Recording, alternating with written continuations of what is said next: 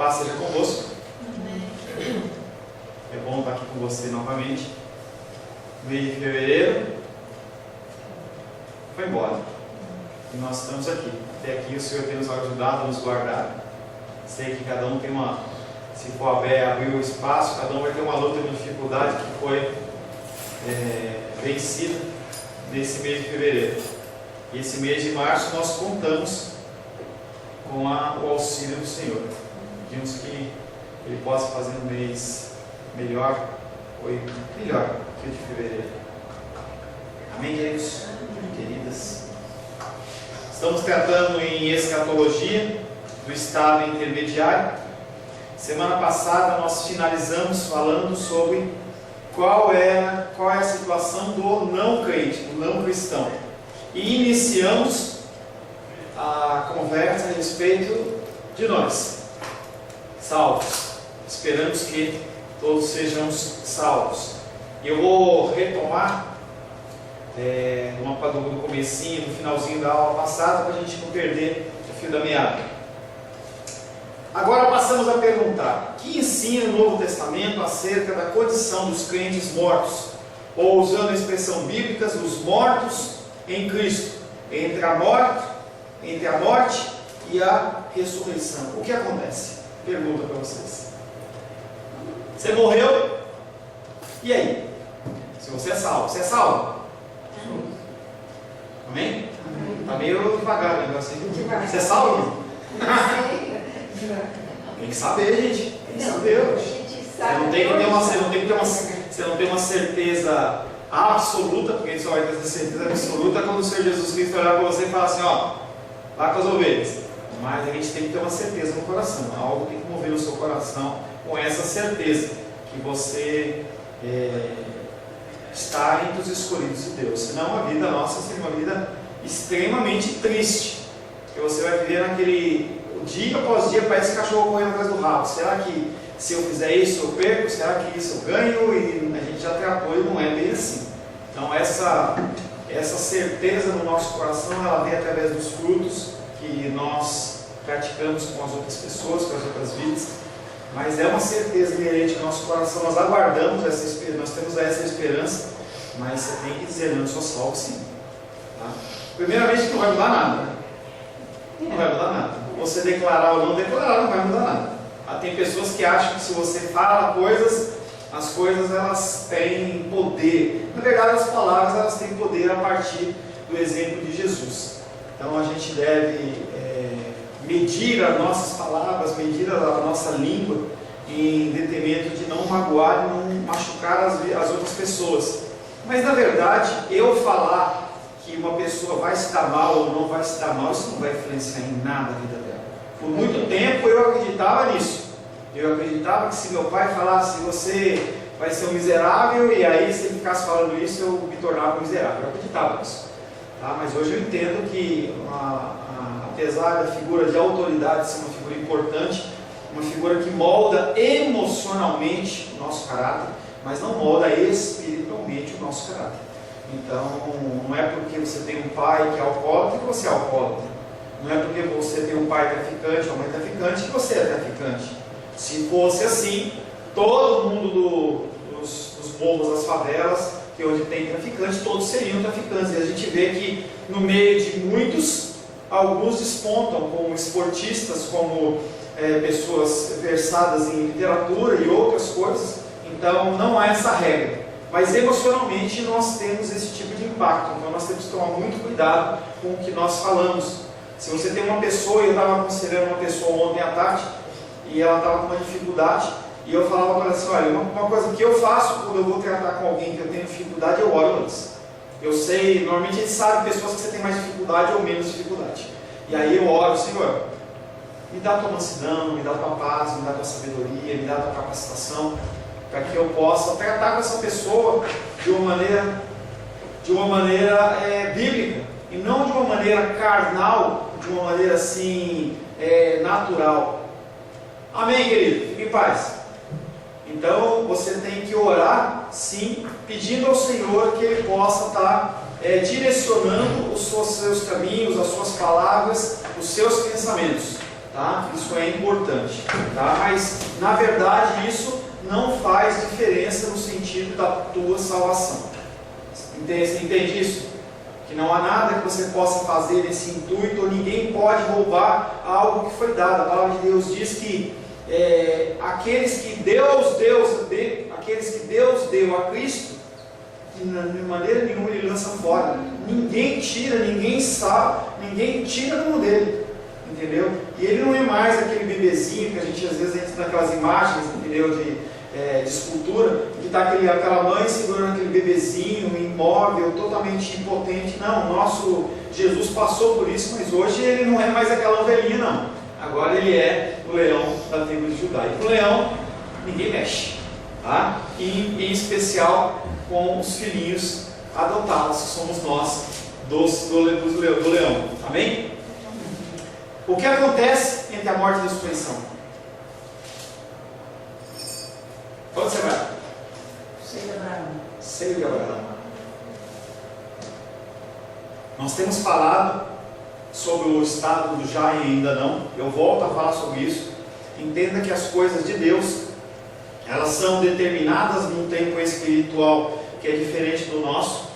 O tempo de Deus, denominado Kairos, é um tempo diferente do nosso, é um tempo contado em eternidades. E as coisas dentro do tempo de Deus, elas já estão definidas.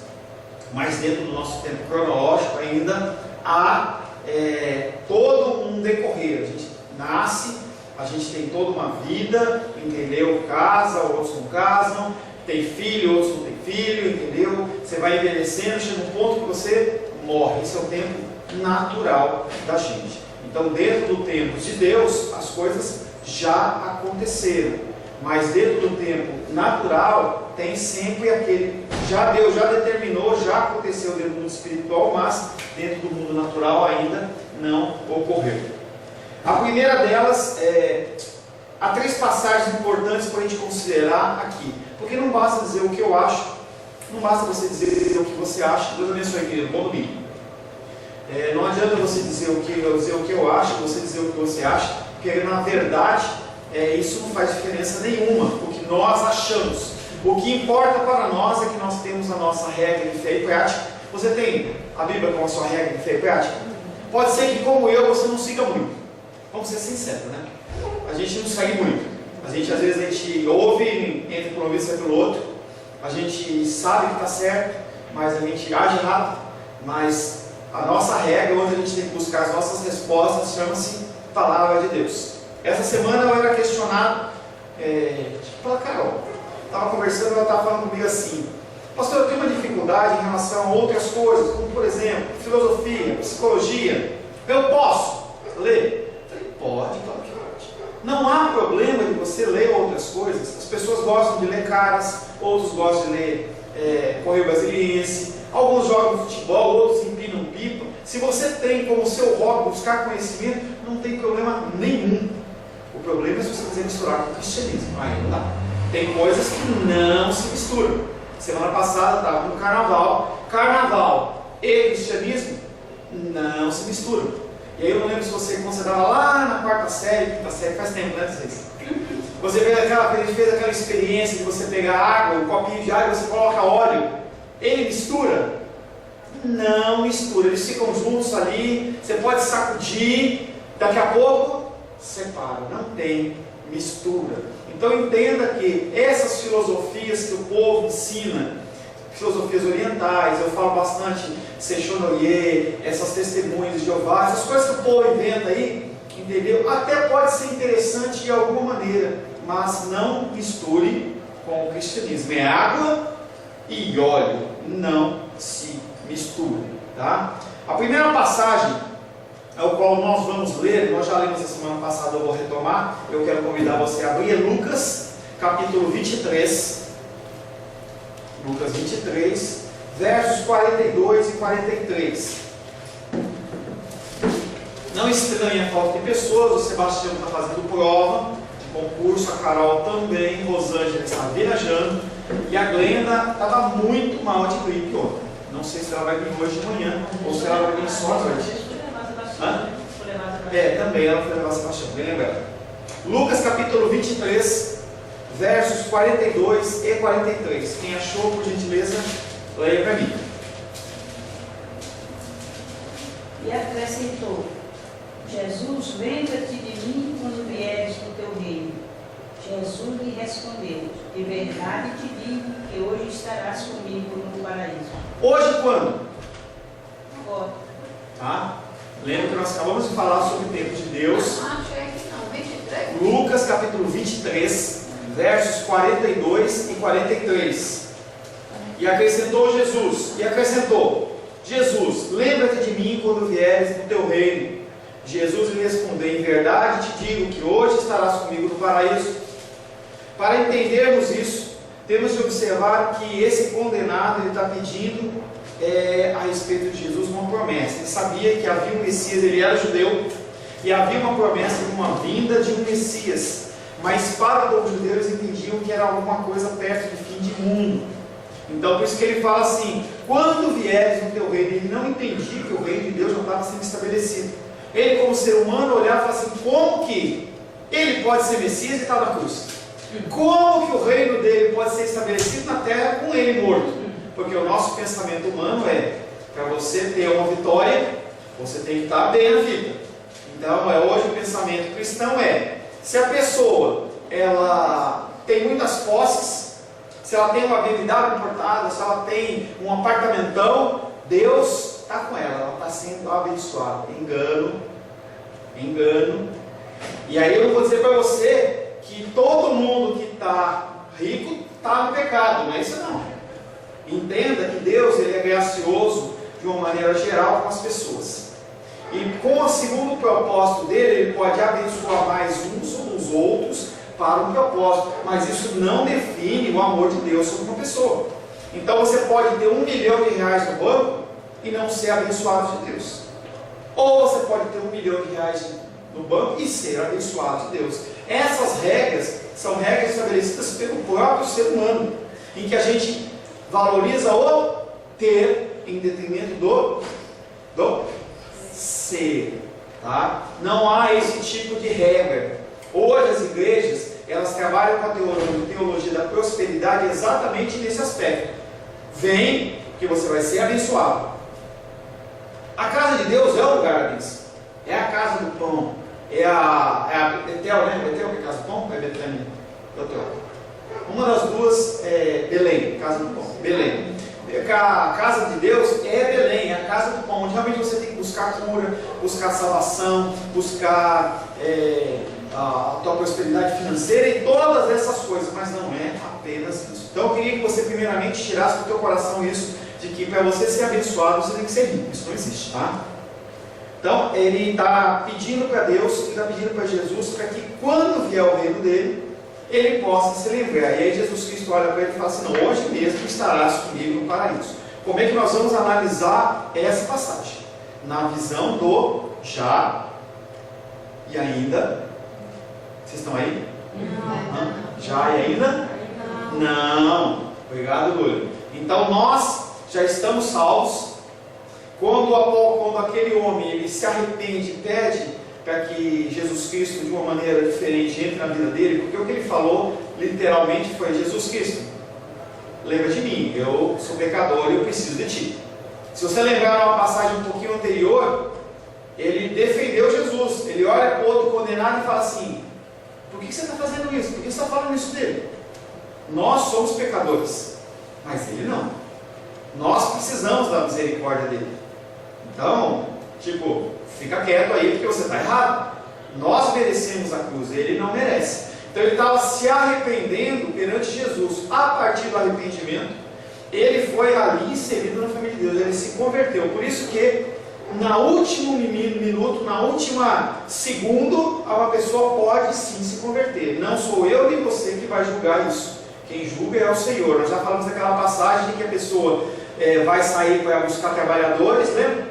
E pega o trabalhador de manhã, uma tarde, vai indo até o final, chega no final, ele paga o mesmo valor, as pessoas reclamam, e ele fala: não, o dinheiro é meu, eu contratei, não contratei você para isso. Então, se você foi abençoadinho e foi salvo desde pequeno, glória a Deus. Se você foi salvo já mais numa idade avançada, glória a Deus também. O mesmo benefício vai ser sobre a minha vida, que foi novinho, ou na sua vida, que foi lá velhinho. Então esse homem, ele está pedindo para Jesus Cristo para fazer parte do reino dele, e o Senhor fala para ele: hoje mesmo estarás comigo no paraíso. Mas o que estará com ele no paraíso?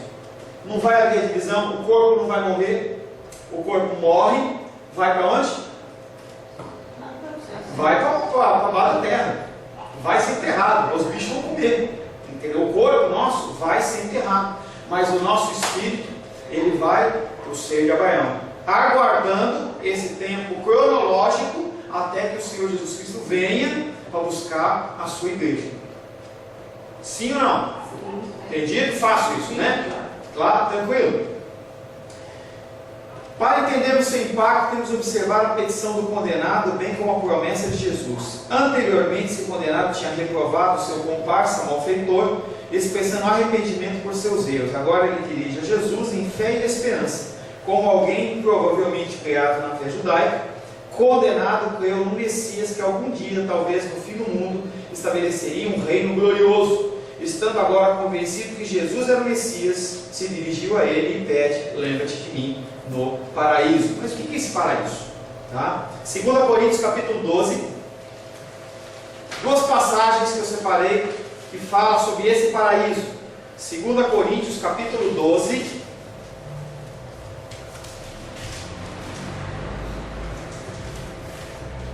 versos 2, 3 e 4.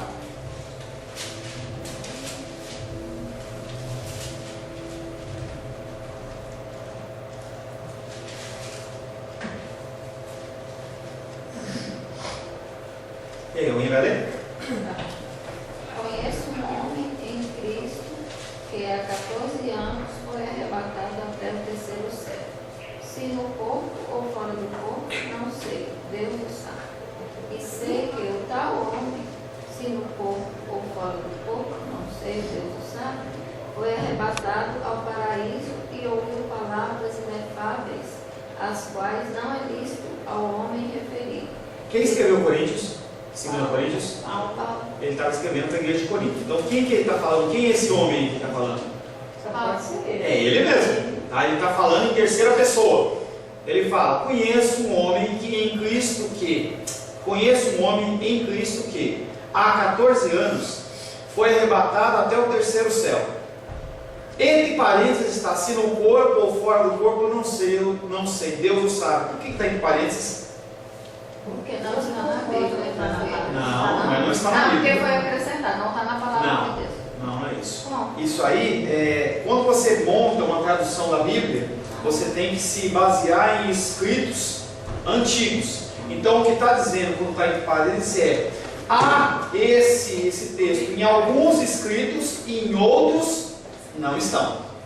Então, com base em comparação em textos, em referências, e uma referência que a pessoa se baseou para escrever, fazer essa tradução, existe esse texto e outra não existe. Então o que ele faz? Ele coloca entre parênteses dizendo: não é uma coisa que foi colocada em todas as versões. Pode ser uma coisa que alguém acrescentou ou uma observação, mas não faz parte da Bíblia em todos os escritos que tem como referência.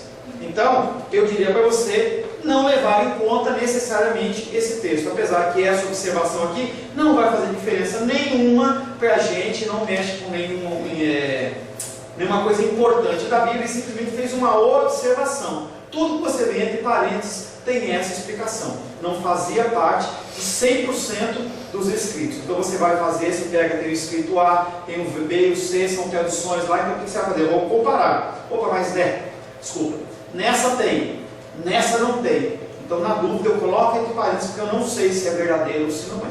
Tá? Então, vamos lá. E sei que o tal homem, se no corpo ou fora do corpo, não sei, Deus o sabe, foi arrebatado ao paraíso e ouviu palavras inefáveis, aos quais não é lícito ao homem referir. Paulo nos conta aqui que ele foi arrebatado ao paraíso numa visão. A expressão paraíso, nessa passagem, ela é semelhante a terceiro céu. Aqui, portanto, paraíso significa céu, o reino dos mortos abençoados e a habitação especial de Deus. O que é terceiro céu? O que é o primeiro céu? Eu não enxerga. Que a gente pode ver. O primeiro céu é o que a gente pode ver. E o segundo céu? Satanás, ele é o príncipe do quê? Mentira. Príncipe das potestades do ar. Ele está no segundo céu. Tá? E aí nós temos um terceiro céu, que é onde Deus habita. Tá bom? Segunda passagem. Apocalipse capítulo 2, verso 7. Apocalipse capítulo 2, verso 7. Verso 2:7. Apocalipse. Capítulo 2, verso 7. Achei, Pode ler. Quem tem ouvidos, ouça o que o Espírito diz às igrejas. Ao vencedor, dar-lhe-ei que se alimente das árvores da árvore da vida, que se encontra no paraíso de Deus. Tá? A primeira coisa que o texto que ele fala não é para todo mundo, é para o vencedor. A gente já falou na pregação do domingo passado sobre essa passagem do vencedor. Ele quer inserir aí o sentido que você está numa prova. É como se fosse uma corrida, como se fosse uma luta de gladiadores. É o que o apóstolo Paulo fala. Nesse caso é João. Mas o exemplo que é dado é: você tem que entender que você tem que vencer. E aí ele volta falando que essa árvore da vida, ela vai estar no paraíso de Deus. O mesmo paraíso espiritualmente que era o jardim do Éden, onde estava a árvore da vida. Lembra? Quando Adão e Eva pecaram, o que aconteceu? Deus fez o que com eles? Mandou eles embora do jardim da vida. Por que ele fez isso? Porque eles estavam com uma condição pecaminosa. Tá? Hã? O que foi? Ele fala com medo deles comer da árvore. Não, Mas eu vou trocar a tua palavra de medo por zelo. Porque imagina a gente nessa condição pecaminosa vivendo eternamente. Deus tem medo. Imagina você com 5 mil anos, desse jeito aí. Tá bom. Eita! Entendeu? Deus olha para a nossa condição pecaminosa e o que ele faz? Ele tira o ser humano do jardim do Éden para não ter acesso ao livro da árvore da vida, e assim ele ter o tempo dele finito e não infinito. Então você morre e aí tem todo o processo de salvação para que você possa ser restaurado. Então, zelo de Deus quando ele tira a árvore da vida. Então a morte, lembra que eu falei que a morte é nossa amiga? Mais uma vez a morte aparece aí. A morte, ela ocorre no tempo certo. Glória a Deus por isso. Ninguém pode fugir dela. Às vezes você vê uns filmes que a pessoa sai fugindo da morte, tá? Não dá para fugir dela, porque é determinado pelo Senhor. E seja por uma morte mais dramática, ou drástica, ou trágica, ou uma coisa rápida, entendeu? Tudo é propósito do Senhor. Ninguém foge da morte, tá? E esse tempo pré-determinado é exatamente para acabar e você cumprir o seu propósito aqui na Terra. Não há mais nada para você fazer. Então, se você está vivo, quer dizer que Deus ainda tem um caso com você, tá? Deus tem um caso ainda para resolver com você. Aqui nós lemos acerca da árvore da vida que está no paraíso de Deus. Novamente, paraíso se refere ao céu, embora mais o estado final do que o estado intermediário. Quando ele fala sobre o final, sobre a árvore da vida e paraíso, ele não está falando sobre o estado intermediário, ele está falando que vai ser depois. Tá? A gente vai começar a ter acesso à árvore da vida depois da junção do nosso corpo restaurado com o nosso espírito. Tá? Concluímos que Jesus prometeu ao condenado arrependido que ele estaria com ele na felicidade celestial naquele mesmo dia. E aí não confunda sua cabecinha. Dentro do tempo Kairos, corpo e espírito. Dentro do tempo cronológico, inicialmente só o espírito, depois o corpo se uniria. Entendido? Perguntas? Complicou? Bagunçou a cabeça? Não? Tranquilo? Glória a Deus. Porque não é simples isso, hein? Não é simples isso. As pessoas vão vir perguntar para você, tá bom? Você vai ter que explicar direitinho para ela, hein? Essas palavras de Jesus nos dão um relance breve, porém memorável, acerca da condição do povo de Deus acerca da morte. A gente tem um breve relance do que vai acontecer. Às vezes fala que vai ter uma mesa posta, né? A gente não sabe, eles falam assim, vai ter picanha, Jesus Cristo vai servir para a gente. Eu não sei o que vai acontecer, gente. Eu não sei. Eu sei que Jesus Cristo... Jesus Cristo Mas falou, tinha que servir peixe. peixe, eu não sei se era um peixe porque tem ômega 3, não sei, entendeu? Eu sei que diz que vai ter uma mesa posta pra gente. Agora eu não sei se você vai comer, deve comer, não imagina você estar lá, que nem o Gasparzinho, que nem um fantasma na frente da mesa, vendo aquela comida que você gosta e você não come nada. Eu não sei se... seria comer o próprio fruto da árvore? Pode ser. E o maná? Que ele serviu lá. Porque diz que era para eles não comerem o fruto, porque se eles comessem, eles ficavam tudo aqui. Então é possível que nós vamos comer esse fruto. Pode ser, velho. Sério? Isso aí nós vamos ver nos próximos capítulos. Eu só quero só para acordar você. É engraçado quando a gente começa a falar de coisa diferente, que o povo fica animadinho, né? Ontem eu estava dando aula lá em Taguatinga, e dando uma matéria meio técnica, né? E aí o povo meio com sono assim. Aí eu comecei a falar de batalha espiritual e falar de demônio, o povo não acordou. Eu falei, mas é só falar do demônio, vocês acordam, né? Bando safado. Aí eu, não, vou ficar empolgado, não, mas e tal coisa aí. Não, gente, deixa o diabo pra lá, tá? Com certeza o sono da alma está excluído aqui, pois os que se dirigiram, por quê? Por que se dirigiriam essas palavras se após a morte o ladrão estivesse totalmente inconsciente de estar com Cristo no paraíso? Então esse negócio de sono da alma, ele não existe. Jogue por terra esse conhecimento de Deus de sono da alma. O espírito, ou alma, que você quiser chamar, a parte que não é a nossa parte carnal, assim que você morre, ela vai estar com Cristo. Tá? Vai estar com Cristo, vai ter contato com o Senhor. Acordadinha da assim. Hã? Acordadinha da assim. Acordadinho, ninguém vai dormir. Você não vai ter aquele travesseiro de pena de ganso, nada disso. Tá? Vai ter ainda, não vai ser uma coisa completa, porque o corpo não está. E aí a Bíblia não especifica como vai ser isso. Mas entenda que a tua parte espiritual, ela vai sair do teu corpo e vai para o terceiro céu, ela vai para o céu de Abraão, o nome que você quiser dar. É um lugar onde você vai ter contato com o Senhor e você não vai ficar dormindo. Tá? Deixa eu ver se eu acho uma passagem de Apocalipse aqui. Se eu não achar, eu só vou falar. O boinho só fica dormindo. Aí tem que entender o que é esse dormindo. Depois a gente pode analisar essa passagem. Quer ver? Se você quiser ficar dormindo, pode ficar dormindo também. Eu não vou ficar não. Eu vou ficar conversando com o meu Senhor. Eu estou falando, mas ele falando. Aí a tradução e entendimento do que é dormindo. Deixa eu só achar o texto. É um texto que diz, me ajuda aí. É um texto que diz, até quando? Em que Deus, as pessoas que estão debaixo do trono do Senhor, vão olhar para ele e falar assim, Senhor, até quando nós vamos estar aqui?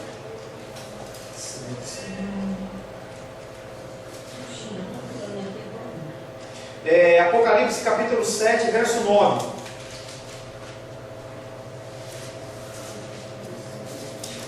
Ah, não é esse não. Ainda não é esse não.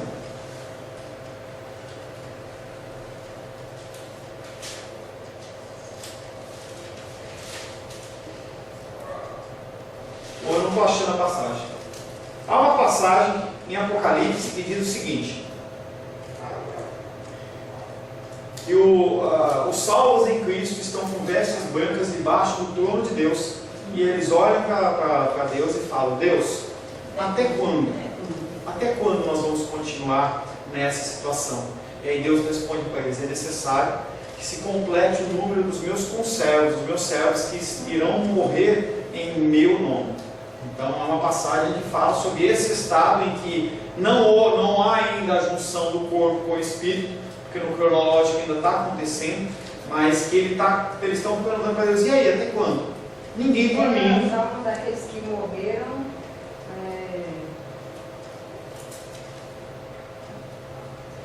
eles que perguntam. Eles perguntam para Deus, como é que pode estar dormindo se eles estão perguntando? Pois é. Tá? Eu sei quem foram eles. É que agora eu esqueci a palavra. Eles morreram injustiçados. Qualquer coisa. Não, é isso aí. Basta falar um tempo de pessoas que ainda iriam morrer pelo nome do Senhor. Resumindo, seria isso. Então, ele está falando que esses espíritos, entendeu? Que são das pessoas que morreram já, estão debaixo do trono e não tem como você falar com Deus dormindo. Então, esse negócio de sono da alma, depois eu vou pesquisar essa passagem que a Titia falou em relação a estão dormindo em Cristo. Depois eu vejo isso, tá?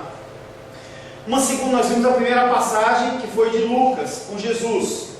A segunda passagem, Filipenses, capítulo 1. Filipenses, capítulo 1, versos 21, 22 e 23.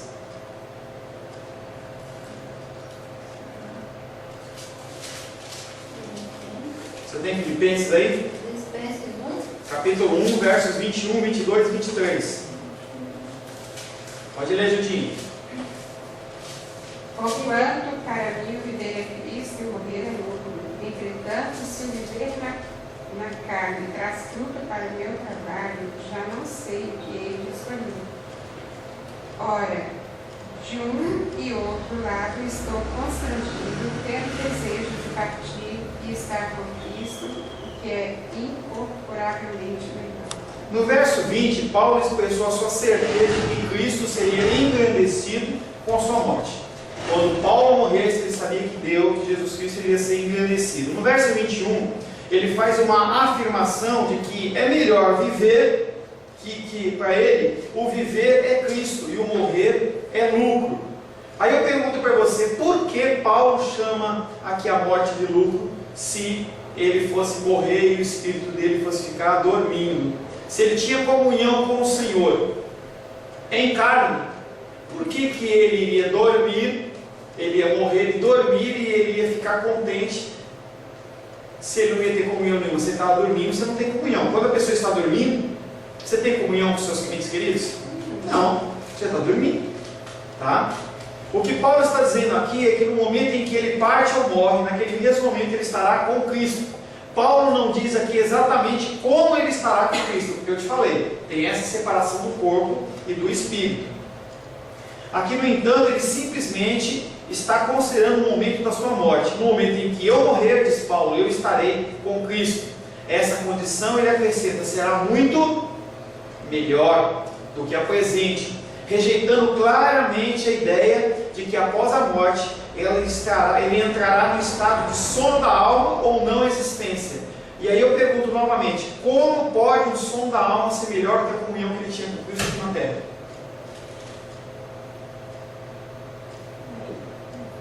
O que você acha? Ou não acha? Dormir é bom. Sim, mas ele está comparando duas situações. A situação de você estar perante Cristo, ele tinha comunhão com Cristo aqui na terra. E ele está falando que ele, Paulo, né? Quando ele morresse, era melhor, ele ia ter mais comunhão, ele está mais junto de Deus, morrendo do que vivo. Como é que é isso se ele ia estar dormindo? Que comunhão você tem? Volto a perguntar. Que comunhão você tem com os seus entes queridos quando você está dormindo? No máximo, uma situação de incômodo, quando a pessoa está roncando, ou então quando a pessoa se mexe muito na cama e te cutuca. Mas fora isso, você não tem relacionamento nenhum com a pessoa do teu lado. Novamente, nós observamos alguma luz sobre o estado intermediário. Não uma grande luz, mas uma luz suficiente para a gente começar a pensar de que você morreu, o teu espírito ele vai estar com Cristo. Tá? Agora a terceira passagem, 2 Coríntios, capítulo 5. 2 Coríntios, capítulo 5. Nós vamos ler 4 versículos. Primeiro versículo 1, depois do 6 ao 8.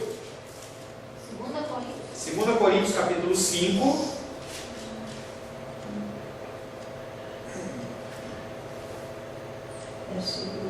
Primeiro 1, depois do 6, 7 e 8. Sabemos que, se a nossa casa terrestre deste tabernáculo se desfizer, temos a paz de Deus no edifício, casa não feita por mãos, eterna nos céus. Temos, portanto, sempre... Não. É o 5. É o 6. Pois é o 6 eu vou ler. Temos, portanto, sempre bom ânimo, sabendo que enquanto no corpo estamos ausentes no Senhor, visto que andamos por fé e não pelo que vemos. Entretanto, estamos em plena confiança, preferindo deixar o corpo e habitar com o Senhor. Casa terrestre desse tabernáculo que deve ser destruída. Paulo apresenta o modo atual da existência sobre a terra. Nós temos um corpo em que ele vai se deteriorando, se deteriorando até o momento em que ele vai ser destruído através da morte, destruído fisicamente, então espiritualmente. Paulo apresenta o modo atual de existência sobre a terra, cheio de tribulações e sofrimento, um modo temporário que pode ser comparado a viver numa tenda. Tá? Nós estamos na terra não como moradores daqui, nós estamos como peregrinos. O nosso corpo, a nossa vida aqui, você não estabeleceria espiritualmente uma moradia fixa aqui nesse lugar. Nós estamos aqui em passagem, nós não estamos aqui de uma forma definitiva, pelo menos eu não. Você está? Você vai ver definitivo aqui? Não, isso aí, Judinho. Essa condição de bênção da alma ou espírito após a morte é o início desse edifício, e a glória da ressurreição final é a sua consumação. Paulo nos ajuda a compreender o futuro do crente como uma experiência única, unitária, o nosso corpo e o nosso espírito unidos, embora dividida pelo advento da ressurreição, é dividida em 2 etapas, nós já falamos isso. Ambas as etapas, porém, envolvem uma experiência de glória celestial. O verso 1 nos relata o que acontece imediatamente após a morte. No momento em que a tenda terrestre, nosso tabernáculo terrestre, em que vivemos agora, for destruída, for dissolvida, ou seja, nós morremos, no momento em que a morte acontece, nós temos imediatamente, não em algum tempo futuro, um edifício de Deus. Leu-o de novo. Sabemos que se a nossa casa terrestre se a nossa casa terrestre desse tabernáculo se desfizer, temos da parte de Deus um edifício, casa não feita por mãos, eterna no céu. Se é eterna, já está pronta. Se é eterna, já está pronta. Então, morreu aqui, você já vai habitar com o Senhor. Nós estamos usando várias passagens para explicar a mesma situação. Você morreu, você não vai dormir. O teu espírito ele vai encontrar o Senhor por esse tempo intermediário até que o corpo se una na ressurreição. Está claro, gente? Ou não está claro? Camila, está tudo certo? Então, mas eu já ia para o ser de Abraão. É um título, entendeu? Ser de Abraão, paraíso, são nomes. Entendeu? É um lugar onde você vai ter contato com o Senhor. Como vai ser esse contato? A Bíblia não explica. Tá? Mas se você vai estar num lugar separado das pessoas que não são salvas, vai ter as não salvas, os salvos, um abismo. E aí a gente pensa fisicamente, mas isso aí pode ser elevado. Você pode estar num lugar e você ter contato com Deus, como Deus tinha contato com Adão e Eva aqui, ele vinha e falava. Então o nome, se é ser de Abraão ou se é paraíso, tanto faz. O que acontece é, você vai ter uma vida. Tá? Voltando a esse exemplo do ser de Abraão, se a gente estivesse dormindo, como é que ele ia, o Lázaro, o rico ia chegar para Lázaro e falar assim, olha, pede para ele molhar, pede para ele falar, pô, se ele está dormindo, como é que ele vai fazer isso? Com esse grande abismo. Mais uma referência dizendo que não vai ter esse sono da alma. Então quando a gente morrer, a gente vai direto encontrar Cristo. Se você for salvo assim. Tá? Se não, vai para onde? Hades. Ou inferno. Deixa eu outro nome. Sheol. Sheol não é que inferno. Sheol é a palavra hebraica. Sheol é a palavra hebraica para inferno, que é a mesma palavra que Hades. Então, inferno, Sheol e Hades é a mesma coisa. Tá? Você só não pode ir para lá, mas dentro dos dois, tá? E o purgatório. Purgatório. Eu não vou ter... Você vai para o purgatório? Purgatório intermediário. Não. Mas o purgatório é uma chance. Purgatório não existe. Eu sei que não existe, mas se for para repensar, intermediário. Não tem intermediário. Isso é a invenção do católico. Não existe isso. Não existe nada de purgatório. Já falamos sobre isso. De recuperar os pecados, né? Não inventa não. Tá gravando esse vídeo. Você fala às vezes o pessoal vai complexar. É que eles dizem Sim, bom. Eles Eles têm. dizem. Aí quando eu era católica, eu paguei 1 ano de missa para a mamãe. Para ter morrido. Gente, muda alguma coisa? Não sei, mas eu pensava que não. Não. Não, porque tá Hoje. Hoje não. Muda alguma coisa? Você fazer 1 ano de oração pela pessoa que morreu? Nem Olha o olhar 10 de anos. lado para dar mais desvio. Nem 10 anos. Gente, não muda nada. Morreu. Não tem uma ponte. Morreu em que a pessoa está lá no seio de Abraão, ou olha, tomara que a fulano ore por mim, porque Deus vai lembrar de mim. Não, os seus pecados eles vão ser cobertos de você. Não tem como você equilibrar a balança depois de morto. Não tem o que você possa fazer. Se tiver que amar alguém, ame agora. A Bíblia mesmo não dá nenhuma conotação disso, dizer, acontece isso. Não, exatamente, é por isso que eu estou falando. Ninguém fala de purgatório na Bíblia. Pois é, não fala. Mas em se tratando de religião, cada um tem a sua, Sim. é uma coisa que a gente não pode estar debatendo. Não, eu não estou debatendo. Eu estou dizendo para vocês que a gente, como cristãos protestantes, nós não acreditamos, a doutrina protestante não acredita no purgatório. Se você pessoalmente quiser acreditar, é você e você. Eu não estou aqui para impor o que você tem que pensar ou não. Eu estou aqui para falar o que a Bíblia diz, coloco o meu posicionamento, o que eu acho, mas quem decide é você. Misericórdia. Pastor, deixa eu perguntar. Lá não fala que Jesus vai ressuscitar todo mundo para o teu julgamento final? Sim. Aí então quem morre aqui e não está salvo, ele não vai para o inferno direto, ele vai para algum lugar para Não, é que você faltou na aula passada. Primeiramente ele vai para o inferno e vai sofrer todo o tempo cronológico até a volta de Jesus. Quando Jesus voltar, vai ter um julgamento e aí a coisa piora. É como se, num contexto secular, quando a pessoa ela comete um crime, ela vai para onde? Vai para a cadeia, tá? Uma cadeia pública normal. Aí ela fica lá um tempo aguardando o quê? O processo dela se desenrolar. Mas ela já está de sofrimento lá na cadeia? Tá. Aí depois tem um julgamento. Aí ela vai para o quê? Para o presídio. Seria, em comparação, para você visualizar, seria isso. Ele já está sofrendo depois que morreu. Vai ter um julgamento e depois piora. Porque o inferno, eu não sei dizer qual que é a graduação. Pode ser salvo, né? Hã? Ou pode ser salvo. Não. Depois, se a pessoa ela está condenada, se ela não morreu em Cristo, simplesmente para mostrar para ela todos os pecados, por que ela está naquele lugar. O julgamento não é um julgamento para mudar a sentença, é um julgamento para testificar por que você está lá. Tá? Vai ser mostrado para você por que você está lá. E no caso nós que somos salvos, para que você vai ser julgado? Vai ser julgado para dizer como que você agiu. E aí vai ter uma diferença entre as pessoas que são mais, digamos assim, obedientes à palavra e as que não são obedientes à palavra. Como vai ser isso? A palavra de Deus diz que é galardão. O que é galardão não é específico. Se deduz que quando nós formos salvos, houver o julgamento, que são julgamentos diferentes, são tribunais diferentes.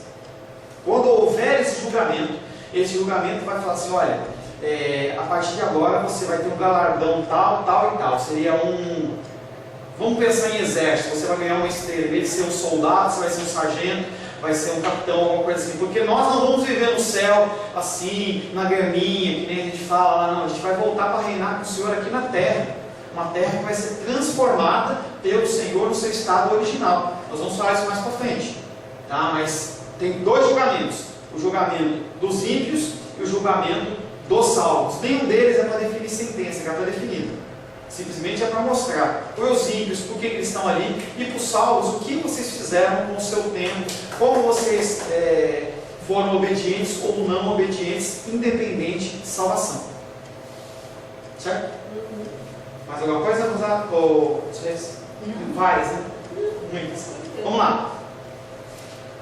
No verso 1, nos relata, estou bem atrasado. No verso 1 relata o que acontece imediatamente após a morte. No momento em que a tenda terrestre que vemos agora estiver destruída ou dissolvida, no momento em que a morte acontece, nós temos imediatamente, não em tempo futuro, um edifício de Deus. Isto é, tão logo nós que estamos em Cristo morrermos, entramos numa existência celestial gloriosa, que não é temporária, como a nossa existência atual, mas sim eterna. Embora a primeira fase dessa experiência venha a ser incompleta, esperando pela ressurreição do corpo, e aí eu já ensinei uma palavra para vocês. Você lembra que eu falei para vocês o que é parousia? Quem lembra disso? Parousia, o que é parousia? É um termo teológico, que quer dizer a volta de Cristo. Pastor, por que não fala a volta de Cristo? Porque eles querem falar parousia. Tá? É um tema, é um termo, entendeu? Que eu não sei dizer para vocês se é latim, que ficou fazendo referência à volta de Cristo. Então, se você ouvir parousia, para você entrar, você lá no céu, São Pedro olha para você, você tem que responder uma palavra, uma brincadeira, né? Você tem que responder uma pergunta para você entrar no céu. O que é parousia? Aí você tem que lembrar, tá? Volta de Cristo. São Pedro, tem que Você depende desse disso. Vou fazer uma volta no mental lá. E vou ter que voltar. Tá? Gente, como não está as crianças aqui, eu vou dar continuidade para a gente acabar e aí a gente encerra um pouco mais cedo, tá bom? Eu vou dar continuidade no escatologia para mim acabar esse tempo. Nos versos seguintes, Paulo afirma que uma vez que a nossa vida terrena é cheia de aflições, a minha é, a sua não é? Muita aflição? Não é muita, mas tem, tá? Muitas aflições. Nós que somos crentes ansiamos por vestir ou ser revestido da habilitação celestial. Paulo indica que nós suspiramos com ansiedade enquanto ainda estamos em nossa tenda terrena, não por desejarmos ser despidos ou desejar ser mortos, tá? Mas porque queremos ser revestidos da habitação celestial. É interessante, a gente quer estar com Cristo, mas não quer morrer, tá? E isso é uma dúvida que nós temos. Você quer morrer? Eu quero. Maravilha. Ó, Se ele é hoje, que for bem aqui, ainda vai ser melhor. amém. Tá? Glória a Deus. Não. Estou curiosa. É Eu curioso. não quero morrer, eu quero ir com ele, mas não morrer. Eu quero nada com isso tudo, né? Nós esperamos por essa existência celestial futura, que vai ser maravilhosa, para que a mortalidade do nosso mundo atual deixe de ser, possa ser tragada por quem? Quem que vai tragar? É a morte. Não adianta, se você quer ver Jesus, você vai ter que buscar a morte. Não tem jeito não. Na vida atual, não adianta você querer repreender a morte, repreender o Exu Caveira, não adianta. Fala essas coisas não adianta. Entendeu? Quando ela vier, ela vem. Na vida atual, nós andamos por fé. Deu risada, né, às vezes? O cara no meio de uma escola dominical falava do nome do demônio, depois a gente vai ter que fazer um descarrego aqui. Eu acreditava nessas coisas, gente. Ô, Jesus. Deus tem misericórdia de mim. Eu dou risada dessas coisas. Na vida atual, nós andamos por fé. É fé. Só fé que faz a gente se levantar. A Gildinha me permita falar, esse mês de fevereiro foi um mês duro para a família dela, né? Que o bebezinho morreu lá, não foi em fevereiro agora? Que o bebezinho da Carol morreu? Foi. Foi, então. Foi um mês difícil. Foi janeiro? Mas só foi festa. Não, mas nós tivemos um tempo de tristeza e eu acompanhei, mesmo de longe, mesmo não sendo pastor dela, ela e o Marcelo, o marido dela, e eu conversei bastante com eles pela internet. Foi um tempo difícil, entendeu? Em que eles tiveram que andar pela fé. Nós andamos aqui, seja com dificuldades maiores ou menores, pela fé. É ou não é? Tá? Mas a nossa comunhão atual com o Senhor, apesar de ser boa, ainda deixa de desejar, né? Quando a gente estiver no dia a dia com o Senhor, vai ser melhor. Eu lembro, tivemos visita na semana passada da irmã Vera e a filha dela, Letícia. Eu não sabia, ela namora, ela conheceu o menino pela internet. Muito tempo, já tem uns 6 anos, 5 anos, sei lá quanto tempo de namoro. E o menino mora lá no sul. E ele se vê uma vez a cada 3 meses, a cada 6 meses. Gente, apesar desse namoro, eu não consegui entender isso, mas tudo bem. Apesar desse namoro ser uma coisa que para eles é boa, você está continuando porque é boa, você pode ter certeza que quando eles casarem ou quando morarem na mesma cidade, vai ser muito melhor. Então, vou usar isso como exemplo. Nós temos uma convivência com Cristo hoje que é muito boa.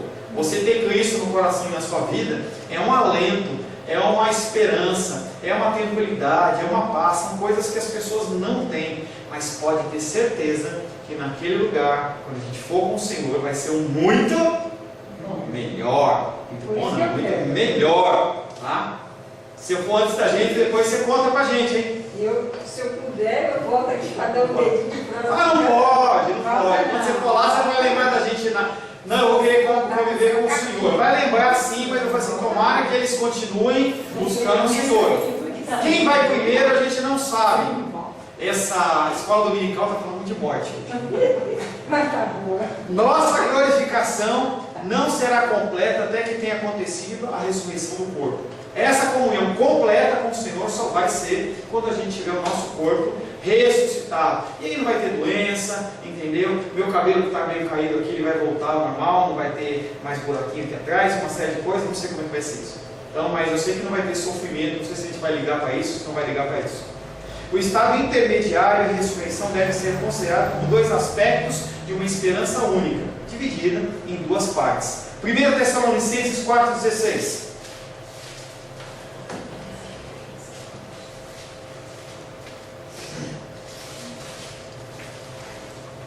Qual? 1 Tessalonicenses, capítulo 4, verso 16. Pode ler? Pode. Porquanto o Senhor mesmo dará a sua palavra de ordem, ouvida a voz do arcanjo e ressoada a trombeta de Deus, descerá dos céus e os mortos em Cristo ressuscitarão primeiro. Aí ele mostra mais uma coisa. Quem vai ressuscitar primeiro? Quem que vai encontrar o Senhor primeiro? Eu que vou morrer primeiro, porque todos os outros. Todos eles. Quem vai morrer primeiro? Gente, antes do povo da igreja ser arrebatada, primeiro os mortos. Eu não sei qual vai ser essa velocidade, mas aí, se o teu só você foi cremado, suas cinzas, pode ser cremado? Pode. O mesmo Deus que pode juntar os ossos dos bichinhos que comeram, porque o bicho vai comer tudo, só vai ficar os ossos. O mesmo Deus que vai poder restaurar tudo isso, Ele também restaura as cinzas. Tá? Não importa. Tá? É um desejo pessoal seu. Eu digo para você, eu não sei aqui em Brasília, mas é mais barato você cremar do que você enterrar. Não tem problema. Mas se você pegou as suas cinzas e você jogou no lago Paranoá, ou se você está enterrado no campo da esperança, não importa. Quando tocar essa trombeta, lembra a visão dos vários ossos secos? Vão começar a juntar as coisas, entendeu? Aí está aquele caixão ali, eu não sei se você vai despertar, eu não sei como vai ser, o corpo dá um tiro, pum, e ali vai sendo transformado junto no Espírito, e você está na glória! Amém. Glória! Entendeu? Então, primeiramente, os mortos vão ser aqueles que vão ver o Senhor. E depois, Romanos 14, 8.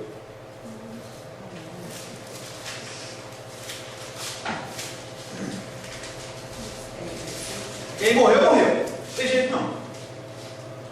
Romanos 14, 8. Porque se vivemos para o Senhor, vivemos. Se morremos para o Senhor, morremos. É sim. Romanos 14, 8. Lê de novo, Luli, por favor. Pois se vivemos para o Senhor, vivemos. Se morremos para o Senhor, morremos. Quer pois vivamos ou morramos, somos do Senhor. Se você morrer como a dos reis antes de todo mundo, e aí eu digo para você que está assistindo, isso não é uma palavra profética, porque a pessoa está assistindo na internet e fala assim, o pastor é maluco, ele está falando uma palavra de maldição sobre a irmã. Gente, quer você morra, quer você não morra, você é do Senhor. Seja na morte, seja no arrebatamento, você é do Senhor. Porque se vivemos para o Senhor, vivemos. Se você hoje está vivendo aqui para o Senhor, você vive para o Senhor. E se você morrer para o Senhor? Você morre, não morrer para o Senhor, no Senhor. Se você morrer no Senhor, você continua sendo do Senhor. E aí eu te dou uma certeza. Isso é uma certeza para você decorar nessa semana, primeira semana de fevereiro, tá bom? Romanos capítulo 8. Março, desculpa. Romanos 8. Verso 38 e 39. Romanos 8, versos 38 e 39. Calma. Todo mundo achou? Quero que todo mundo ache. Falta dos reis. Romanos 8, vai lá, Lula, devagarzinho. Porque eu estou bem certo de que nem a morte, nem a vida, nem os anjos, nem os principados, nem as coisas do presente, nem o porvir, nem os poderes, nem a altura, nem a profundidade, nem qualquer outra criatura poderá separar-nos do amor de Deus que está em Cristo Jesus, nosso Senhor. Mas é lindo isso, hein? Ah, sério, hein? Hã? Ó, você pode fazer o que quiser. E aí ele está citando, e essa lista que ele deu aqui não é exaustiva. O que é uma lista exaustiva? Que quer dizer que só ela, não. Ele está falando que tudo. Vamos ler de novo. Porque eu estou bem certo que nem a morte, nem a vida, nem anjos, e aí ele fala anjos do Senhor, nem principados, está falando os demônios, nem as coisas do presente, nem o que está acontecendo hoje, nem as coisas do futuro, nem qualquer tipo de poder, ou seja, polícia, juiz, legislativo, executivo, judiciário, qualquer outra autoridade, nem a altura, nem lugar mais alto, nem no lugar mais profundo, que é a Fossa Mariana, que é 10 mil metros, acho que é de fundura lá no oceano, nem lugar mais profundo, nem qualquer outra criatura, nem bicho, nem animal, nem anjo, nem demônio, nem nada, poderá separar-nos do amor de Deus que está em Cristo Jesus, nosso Senhor. Eu não sei se você ficou arrepiado, mas eu fiquei arrepiado, porque isso é uma declaração de amor de Deus por mim e por você, incontestável. Qualquer coisa que aconteça, você não sai da mão dele, porque você foi entregue nas mãos de Jesus pelo próprio Deus. Pastor, agora o senhor abre aí João 6,44 e lê aí para o senhor confirmar que é assim mesmo. Ou coisa bonita. Eu vou sapatear aqui, hein? Não. Disse, não, de alegria, ué. João 6, 44. João 6,44. Peraí.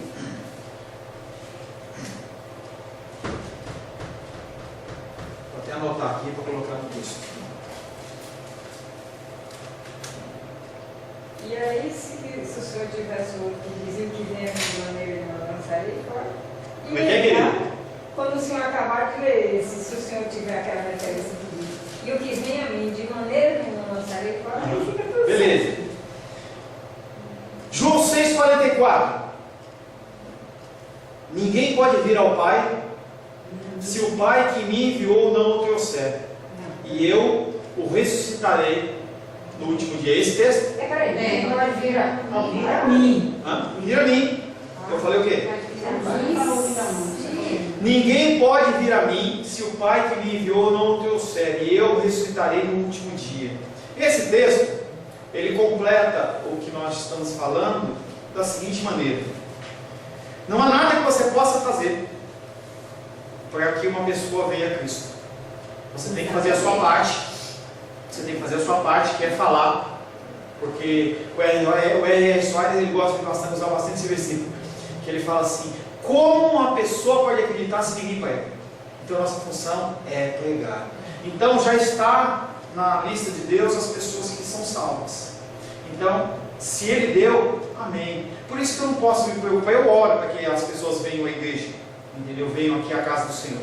Mas se o Senhor Deus não mandar, não há nada E aí que a Jesus gente recebe, pode e fazer. ele depois tem outra passagem que diz, e o que vem a mim, de maneira... Mas tem um monte de passagem dessas assim, que o Senhor ele não lança fora. É a oração do irmão Por que Cláudio. ele vai lançar fora? Foi o Pai quem mandou. E ele vai receber. E aí Jó 44:2 diz que nenhum plano do Senhor pode ser frustrado. Como é que Deus entrega alguém e uma criatura pode tirar isso? Não pode. Não pode. Aí é nessa que eu estou baseada. Foi assim que eu cheguei lá. Porque fui enviada.